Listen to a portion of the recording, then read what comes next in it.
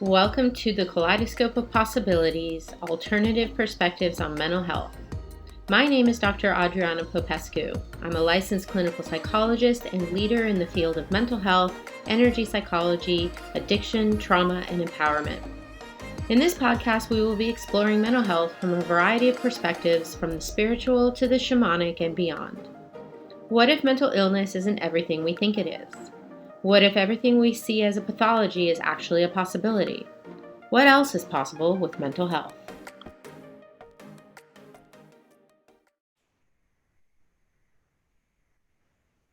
Hi, everyone. Dr. Adriana Popescu here. Welcome to another episode of Kaleidoscope of Possibilities, Alternative Perspectives on Mental Health. I'm so pleased today to have with me Amy St. Hilaire.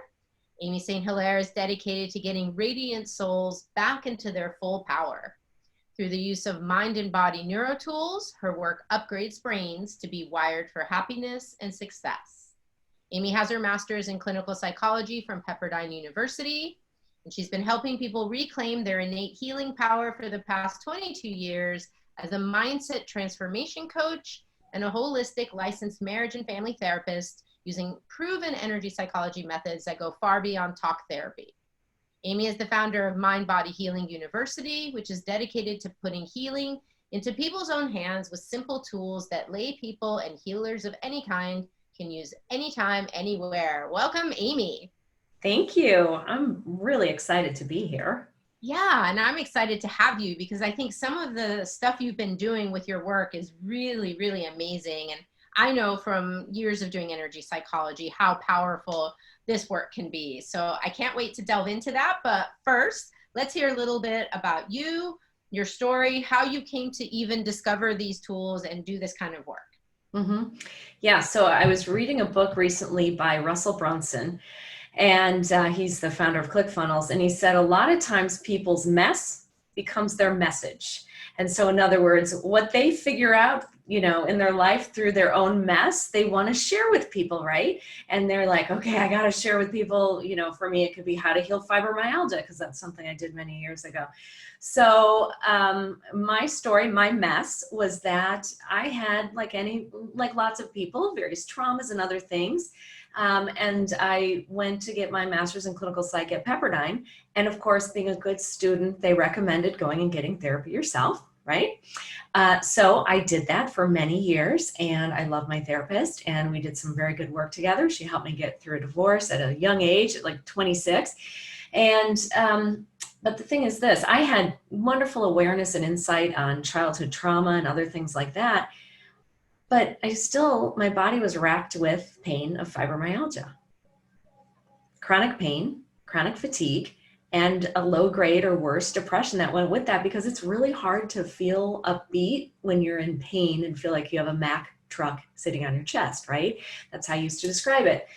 So lo and behold, a friend, any big thing in my life that's especially related to my career propelled me forward and blown my mind has been when someone has said, hey, you want to do this? And I was like, sure, oh, sounds good. So I went to a training for tapping, EFT, and mine was blown. And within the first 3 hours of that training at lunchtime, I tapped on something and I looked at my friend. I said, I'm going to heal my fibromyalgia.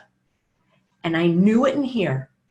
I wasn't like hopeful, maybe, I don't know. And maybe that had never even crossed my mind, because still to this day, doctors and any Google search you do says there's no known cause, and therefore there's no known cure. You can just treat symptoms, do body work, use medications, things like that. But I just said to my friend, I'm going to heal my fibromyalgia. And she said, oh, really? Oh, okay. So I use tapping, and I give new clients, because, I see individual clients, I give them the assignment, if you will, or the invitation. I say, tap once a day for 2 weeks. See what happens in your life. Tap on whatever's up for you, whatever's bothering you right now. Strangely enough, people don't usually take me up on that, but I essentially was tapping multiple times a day, because as an Enneagram 4, and if people want to look up the Enneagram, it's a personality system the wisdom's been around since the 13th or 14th century. And my particular personality type as the Enneagram 4 is the tragic romantic. And we create trauma and drama out of very little.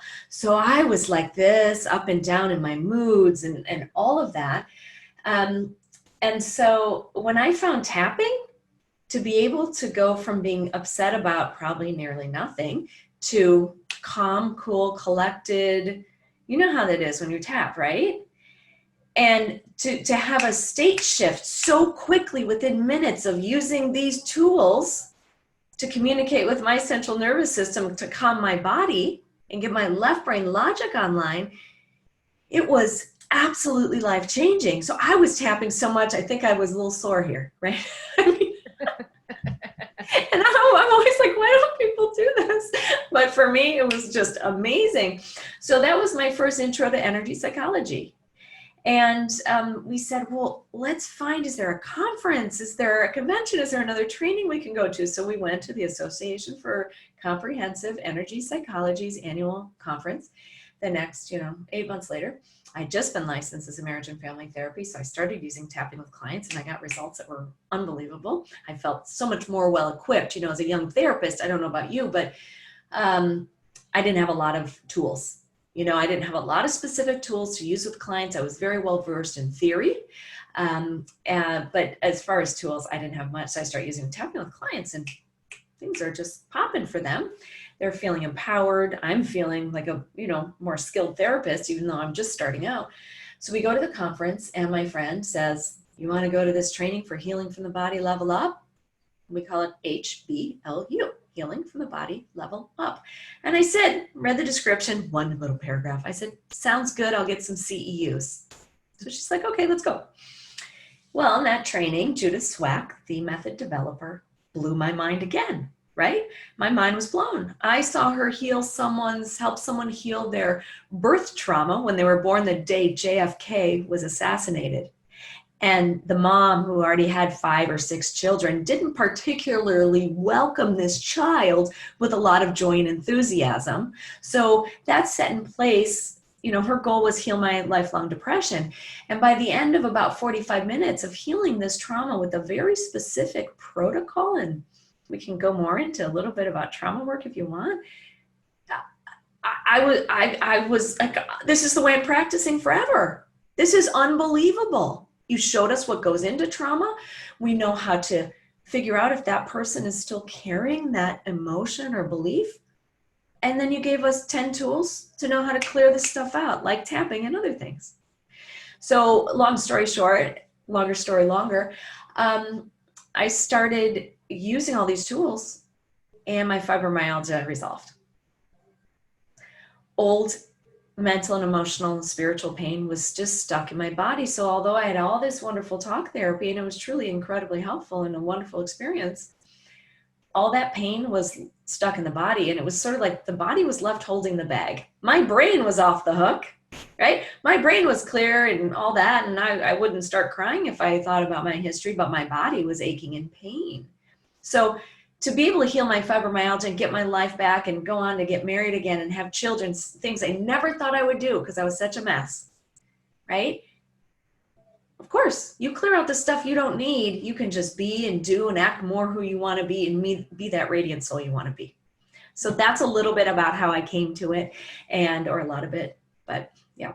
Yeah, no, I love hearing your story. And it's so true. It's so amazing. Everyone who I interview for this podcast has a personal history of their own pain and suffering. And when they were seeking for how to heal themselves, they stumble upon these different approaches. And I really want to highlight, like for me, and for all of the clients I've been working with this last 20 plus years, it's so clear to me how you need to have holistic approaches, that talking to people alone does not resolve these issues, because it isn't just a mind thing and it isn't just a body thing. People think if I have a medical condition like fibromyalgia, I just need to find the right doctor and the right medicine and then I'll be okay. But it's not like that. It's mind, body, emotions, and spirit. Can you say more about that holistic piece and how important that is? Absolutely. So I often, when I'm giving trainings or just workshops with lay people, I say, now, have you ever been upset? Maybe really stressed about something, maybe a presentation you're going to give. Maybe you feel sick to your stomach. Maybe you're a little nervous, you're sweating. You're like, okay. And you're looking in the mirror and you're like, calm down. You got this. Or your spouse or good friend is there with you and they're like, "Hun, you're going to do fine. You always knock it out of the park. You over prepare. You're fine." Now, here you are. You feel all that negative emotional charge, that stress in the body. And you say this to yourself, sort of positive self-talk, or your spouse or friend says something positive and logical to you, like cognitive behavioral therapy. "Hey, you don't need to be stressed." News of the contrary, right? Like all these times you've given presentations, you end up doing well. I hear it. My conscious mind hears it. Unless I'm in full panic, then literally I may not even hear what they're saying. Like it has no place to land. If my body's freaking out enough, my brain, I don't automatically hear that here and go, "Oh, oh my God, you're right. Oh my God, you're right. Ah, how silly. I feel so calm and peaceful now." Right? And everyone goes, "Oh yeah, no, that doesn't happen." You can't top down healing. You can't convince your body to get out of the fight or flight reflex. If that was the case, I don't think any of us would have any issues ever. Right? Because at some point we've had a reassuring person say something to us. We've read a book. We've told ourselves something. We've learned about positive self-talk or affirmations, but those are largely top down. So I say, if you do something like tapping, and people out there, I'm sure you know from this podcast, there are so many energy psychology methods, okay, and holistic mind-body methods out there, but tapping is one that a lot of people know. It's the first thing I learned, and I still say it heals about 80% of anything, so when in doubt, just grab your face. But I always say to people two things. I say, the mind wants to be clear and present in the present. It doesn't want to be pulled out into the future with fear, because fear will do that. What if this happens? What if that happens? What if COVID never ends? And it doesn't want to be pulled into the past with bad memories, trauma, triggers, flashbacks, intrusive thoughts, right? No one likes that. So if we communicated, if we interviewed the brain directly as an organ, it would say, "No, I like to feel like calm and present. I don't like to be in the fight or flight reflex. I don't like to be in a state of negative emotional charge. I don't like to talk negatively." But life happens and we go into these loops. So that's the first piece. The brain likes to feel and be present. The second piece is the body also wants to feel well. If I interview my knee and the knee could speak and I said, "Hey, do you like to be in pain, stiff, achy, and arthritic?" It would be like, "God, no. I want to get you around well in the world so you can be your radiant soul out expressing yourself, and I'm your vehicle on earth as your body. I want to do a good job for you," because bodies actually carry emotions. And if they're not doing a good job, sometimes we find they're ashamed. "I'm not a good house for your soul." So the body wants to do well, feel well. And I say, if that's not the case, if your brain is pulled into the future or into the past, if you're feeling nervous or anxious, if you're feeling sad and depressed, if you have something like fibromyalgia and your body's just aching all over, all it means is one little thing. It means something needs healing. That's it. Something needs attending to. And since you can't top down it, you better find a mind-body tool, of which there's many out there, to communicate with your body in a way the body understands. So if I'm trying to calm down before a presentation and I say it's going to be okay and I don't buy it, I go, "Okay, let me tap." I can just think about how I feel. I can feel my rapid heart rate. I can think about what I'm nervous about, and I can massage even or tap these points that we get to anyhow when we're stressed. We go, "Oh my God, this is terrible. I was so embarrassed. I can't believe I said that. Shame. This is real good to release shame. I was so angry at him," right? We do this. These points here at the base of the breast, they help release anger. There's a reason we already do these things. Are you kidding me? That was a revelation to me. There's no woo-woo to this. This is nerve endings. So if you stimulate nerve endings, the one we commonly go to when we're stressed, worried, nervous, or upset, the body basically goes, "Oh wait, it does an ecology check." It goes, "Do we need to be this stressed about this right in this moment?" You wake up with a panic attack in the middle of the night because you had a nightmare about a car accident. And in fact, you were in a car accident, maybe rolled down a cliff, as happened to a client of mine 10 years earlier. You wake up, your spouse says, don't worry, honey, you're safe. Let me hold you. You're safe. It was just a nightmare. Well, your brain doesn't know the difference, right? What we think that becomes a reality. So the brain just went through this. You're unconscious, popped it out up as you were sleeping. Your body went into the fight or flight reflex. Talking's not going to calm you down. It's just going to take time, maybe a little deep breathing, but it could be half an hour to an hour before you're asleep again. And this might happen a lot and you don't get good sleep. So, but what if we communicated with the body in a way the body understood? This is why you need the holistic mind-body methods. The body doesn't snap to just mind methods. So you need to communicate with the body and the nervous system, nerve endings, central nervous system, ecology check. Do we need to be this stressed right now? And as the body's calming down, because it's like, no, I feel awful. So we're stressed. And then the calming reflex comes on to override that, right? And then the left brain can be heard, the logic, the right brain activity calms down. It's very heightened, as you know, when there's strong emotional negative charge, or probably positive charge too. So that calms down and our left brain can come online. So you communicate with the body in the way the body understands. The nerve endings say, yeah, we don't need to feel this way. The logic comes on and says, oh, it's just a nightmare. That was 10 years ago. And then the brain's clear and the body comes down right away. Right? So that's just kind of the example I use because... Yeah. It's very easy to understand. That's super helpful. Tell us more about this HBLU, healing from the body level up. What is that? Mm-hmm. Healing from the body level up is a very comprehensive whole methodology within energy psychology that allows the client's deepest wisdom. We could call it anything, but in this work, in HBLU, we call it the deepest wisdom.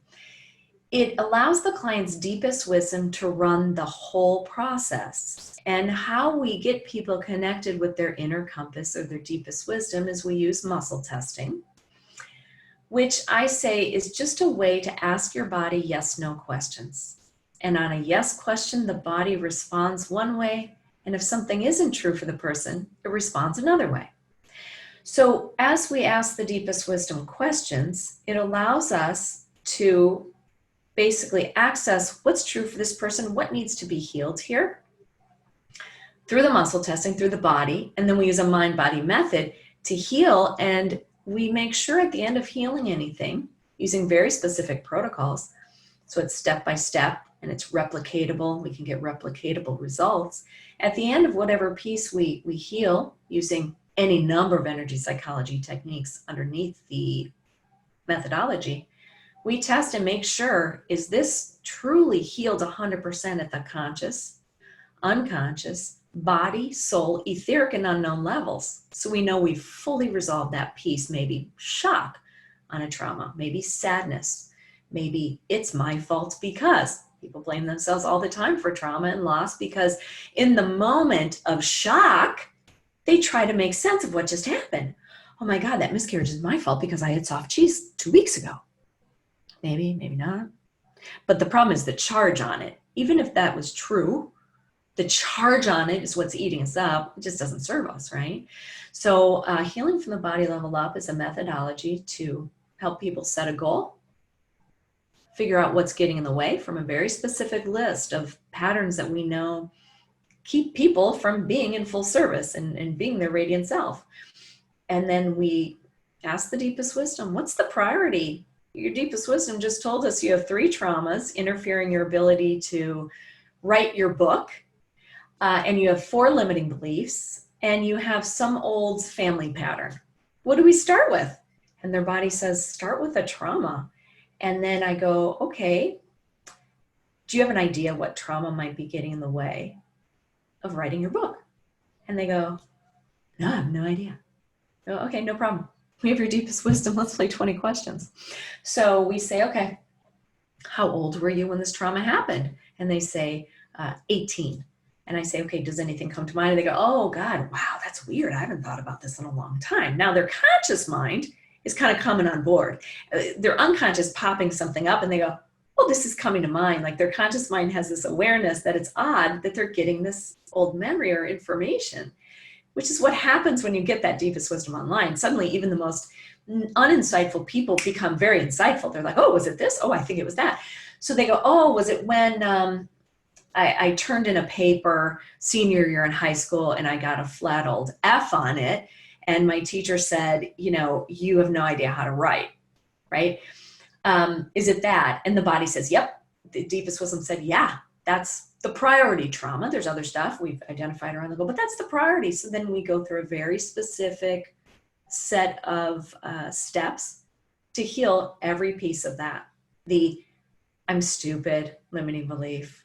The I look foolish and I'm not credible, right? The shock of what the professor said, the moment they remember seeing the feedback on the paper, red F, you didn't support your arguments, and I don't think you understand what you were even supposed to be doing here. Come see me, like the shock of that. And my client's sitting there and they're going, they're kind of reliving it a little bit. They're like, oh yeah, oh God, that was awful. I'm like, okay, let's get to an intervention. You've lived through this before. We're not going to re-traumatize you. Let's ask your body, what intervention do we use? And they might say, use this neuro-linguistic programming technique. They might say, use tapping. They might say, use tap as acupressure technique, right? These are all things, that are related to or inside of energy psych. And then we heal it. And I always tell people, when we heal what doesn't serve you, when we get that out of your way, just notice what happens now in your life.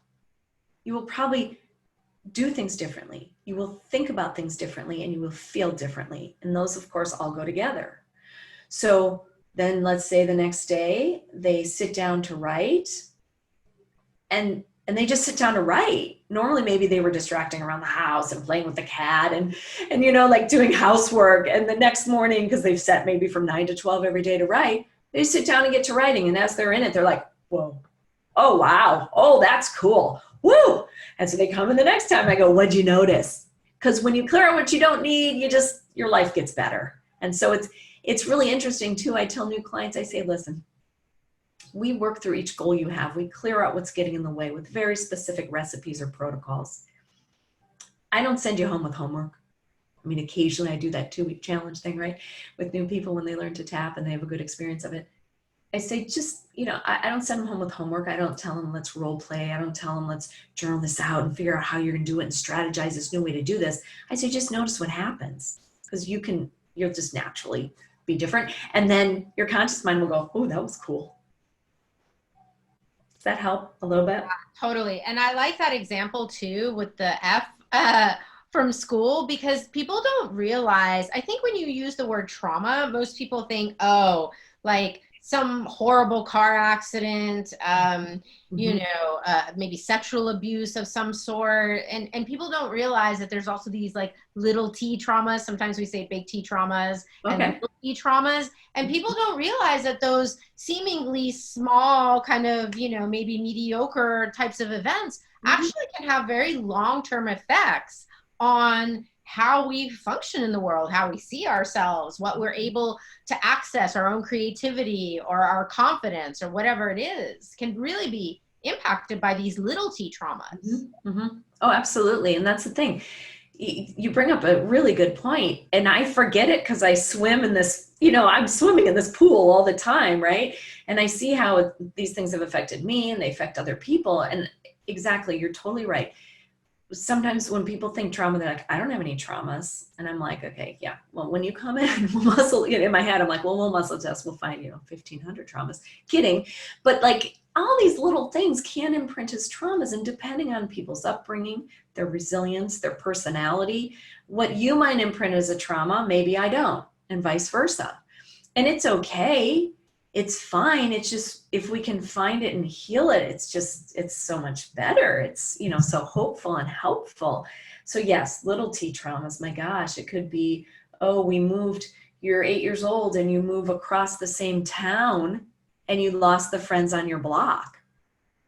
You're not like, we moved from California where it was sunny all the time to Chicago, where I'm from, where it's cloudy and so cold so much of the time. that could more obviously to someone be a trauma. You know, you lost all your friends and you didn't fit in at the new school. And maybe, you know, as an adult at 8, that was traumatic. You would call it traumatic perhaps, but what if it was just you moved across town, you went to the same school still, but you lost all the friends in your neighborhood? That can easily imprint as a trauma, and people would never think that. But like you said, you can carry things and they can affect you greatly. So sure, absolutely. You can feel a lump, right? And jump to the conclusion, oh my God, I have cancer just like my aunt. Trauma. It turns out to be nothing. No, you just imprinted diagnosis shock. You're walking around and a part of you thinks, oh my God, I have cancer. And in that moment, your brain so fast goes, I have cancer. I'm going to have chemo. I have to tell my friends. I'm going to lose my hair. I'm going to lose my beauty. I'm going to lose my youth. I'm going to die. And in that moment, you just imprinted how many ever I just said, 6 losses. Now, you find either, and one of 2 things happens in this example, diagnosis shock, I think is someone people don't even think about. In that moment, you lose all these things. And one of 2 things can happen, probably more things, but the two things that come to mind are, you might put off going to the doctor because you're so freaked out.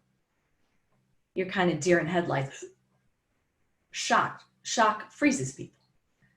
And they may be so afraid of what they find out that they don't go until maybe they have other symptoms and things are bad and it's much, much more serious than if they had caught it early. So the diagnosis shock can be really, really serious and really sabotage people and be life-threatening even. Or you go and you find out it's nothing. No, you just have, you know, whatever. So then the problem is, I use, this is a better example. You break your hip, you're 80, you're in great health, you break your hip. How many people say, oh, his health really went downhill when he broke his hip, after he broke his hip? You've heard this, right? And like it's expectable. That's just the way it is. People age and blah. No, when that person broke their hip, maybe they imprinted, I lost my freedom and I lost my health. Now, oh, my bones are brittle. I lost my youth, what was left of it. So now they heal, their hip heals, but they're walking around, I lost my health, I lost my youth, I lost my freedom. So what do you think is going to manifest? Other things to verify that belief. We are always true to our beliefs, no matter if they're negative or positive. So reality better match that I lost my health. And then it does. And people don't realize too that a lot of this stuff is below the realm of your like logical thinking, conscious, cognitive mind. Like this is so much like subconscious, unconscious material. It's locked in our bodies. We don't even necessarily know it's there. And that's why these techniques are so amazing, especially the muscle testing, because it allows us to access information that this part of our brain doesn't have access to. 100%. Absolutely. And people are usually really shocked to know that something way back then that didn't seem like a big deal is still affecting them today. They're usually not shocked like it throws them off terribly, but they're like, what? I didn't know. And I'm like, I know, crazy, right? Let's just heal it. I always say we have the technology. So you don't even have to tell me all about it. I don't want to re-traumatize you. This is not the cathartic effect. That's where I witness you and I hold space for you and I have tremendous empathy and compassion for you. And that's how you're going to heal, because we know that'll just keep it in the body still. Maybe here you'll feel better in the brain. So I say, well, we have the technology. Let's heal it. It's obviously still affecting you and we didn't know it is, but now we do. Thank you, Deepest Wisdom, for sharing it. And sometimes we find real whoppers, real big patterns that are like, we can tell they're linchpins. Like when we heal that thing, all this other stuff is gonna, right? It's just going to fall away. And sometimes, obviously this work is not always light and airy, right? The good news is we can move through things and process them quickly. And in a way, maybe that's never been processed so deeply before and so completely. But I look at them, I say, okay, but like, this is your lucky day. We just found this and now we can heal it. So let's just do it. And they're like, oh, okay. Like there's hope. There's hope. We're going to do this. Awesome. So tell us about some of the other modalities and other work that you do, because you definitely have a diversity, as many of us do. You're not just wedded to one approach. You do a lot of different things. Yeah, so let's see. Oh gosh. Well, I'll just highlight that my pet project right now. Okay. Learning healing from the body level up from Judith Swack, who is actually a PhD immunologist, microbiologist. Okay. She's not trained as a traditional therapist. She's not trained in the psychology realm. She came about this work, and she has a real appreciation for how the brain kind of runs us, the physiological organ in our brain, in our body. And of course, the unconscious also runs us, and that I think of more as the mind. But if we think of the brain, sometimes the brain needs certain support that otherwise will struggle forever, if that makes sense. And I like to think of the brain as like any other organ. If your heart is failing or there's something wrong with it, you might need surgery. Maybe you need medication, because otherwise you're gonna, have major problems. And then you just medicate it. Most people are just like, okay, I have to support my heart. I have to support my pancreas. It's not producing insulin. Oh my gosh, I don't want to go into a diabetic coma. I don't like medication, but okay. So, sometimes the brain needs direct support as well. So what happened for me is I tend to have up and down moods. And this is my whole life. And so during COVID, which we're still in, can you believe? I was doing real well the first couple months, very productive time. And then come June, I started to get so fatigued.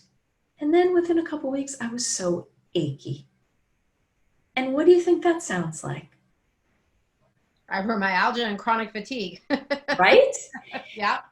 And because usually I have all the tools I need, whether they're supplements or exercises, or a couple times I had gotten really disappointed about something. I just want to share this because it still blows my mind.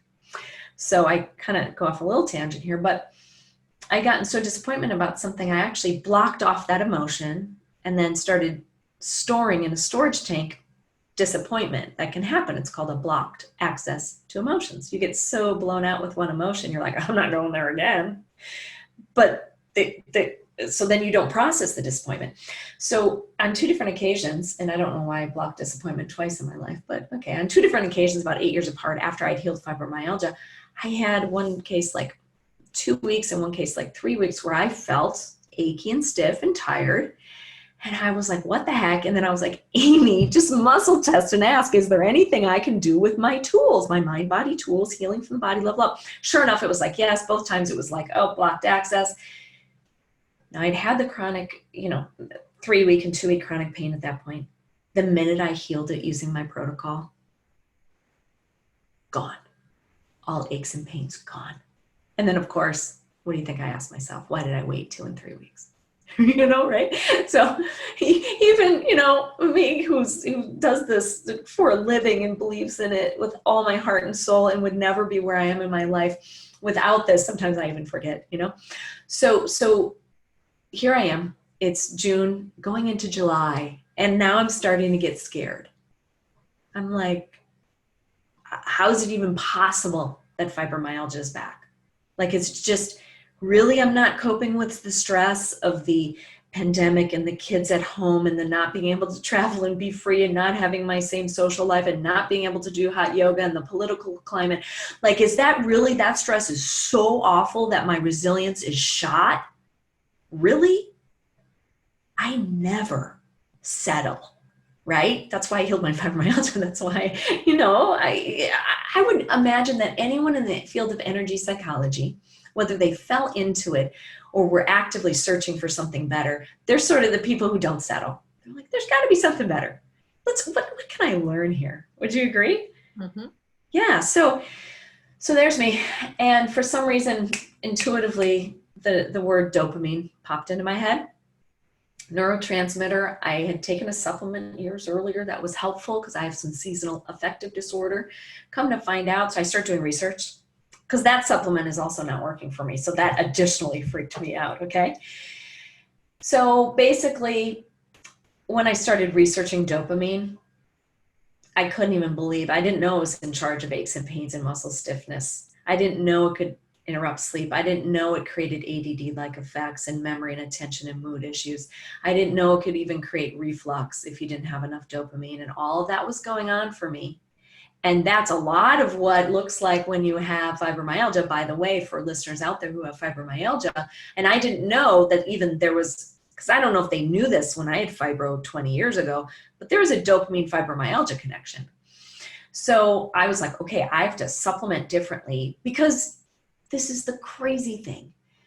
When your body isn't producing enough dopamine, dopamine is our motivation neurotransmitter. Serotonin is our feel-good neurotransmitter. So dopamine, you don't have enough of it. You don't feel like doing anything. Now, I have 2 businesses, and if I don't feel like doing anything, it's not great. I'm not showing up for people in the same way. I'm not doing what I need to do for my team and for my businesses.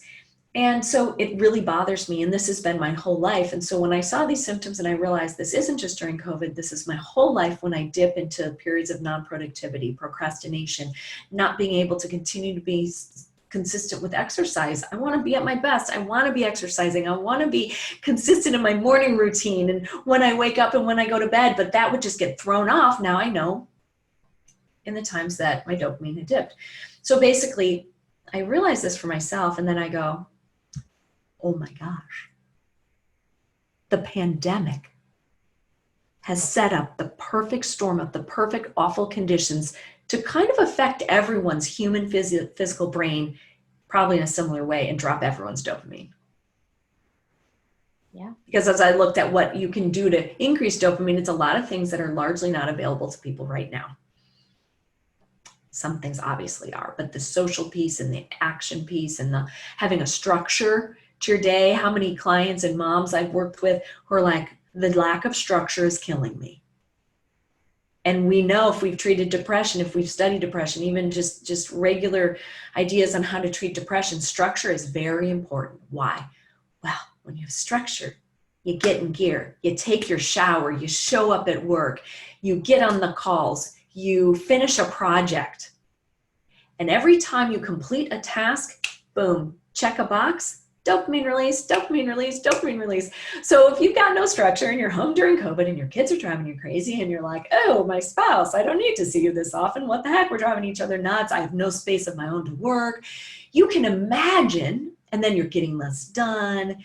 And then all you want to do is sit on the couch and binge Netflix and eat too much. I mean, the foods we crave, when we actually eat them, it does produce a little dopamine. Isn't that interesting? So addiction's very related to dopamine regulation issues, right? Which you know. Yeah. So basically, I started doing workshops, very well attended. Interesting. Okay, so this is resonating with people. So I do a free workshop, and I'm doing those regularly, once or twice a month. They're no cost. And then at the end, you know, and they're very value added. Some people take the information and run with it, and they're like, thank you so much. I'm back exercising. I'm listening to music again. You know, I realized I need some more, you know, tyrosine. That's an amino acid that helps create dopamine. It's a precursor. So that in itself is very helpful to people, and it's interactive, and that's nice. And then I offer a 6-week group called Reclaim Your Happy in 6 weeks. And that's been a really fun group to be running. It's kind of new, but people are enjoying it. They're getting great results. And so that's what I'm doing right now. And so I guess I say that I'm kind of a wannabe neuroscientist, or, you know, like the mad scientist trying to figure out the brain, because I really do appreciate that you can do all the exercise in the world. You can, but then if you're prone to low dopamine, and I look at my genetics too, genetics can be a real thing. There's epigenetics where you can maybe take care of yourself in such a way that the predisposition you have to addiction or to Alzheimer's or something doesn't manifest. But if I don't even know my dopamine levels are an issue, and then I look at my mom and my grandfather who had Parkinson's, you know, I go, this is a genetic issue. I better directly affect it with my brain. And so supplementation is a piece of that too. So, you know, would be neurologist here or something. I don't know. So that's one of my other passions. Well, Amy, thank you so much for being a guest today. You just provided us a wealth of information, and I'm so grateful that you've been here with us today. How can people find out more about your work and your classes and all of that? Okay, I'll just share my main website. Okay, it's amysthilaire.com, and I'll spell it. It's amysthilaire.com. So there's only one L. People like to put two in there, and there's an E on the end of it. So that's probably the best way, and there'll be direction over to those no-cost workshops there. And that's just too long of a link. You'll probably see that somewhere listed, but I won't say that one verbally. Yeah, we'll put links in the show notes so you guys can have all the information. And please, everyone who's listening and watching, if you've enjoyed this podcast, please do share with others, like, comment, all of that, so we can really get these tools out into the hands of as many people and professionals who could benefit from this amazing work that creates really, really profound healing. I thank you for tuning in, Dr. Adriana Popescu. Thanks again, Amy. See you next time.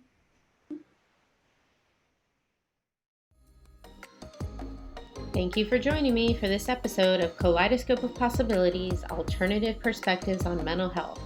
This has been Dr. Adriana Popescu. If you enjoyed this episode, please like and subscribe and share with others.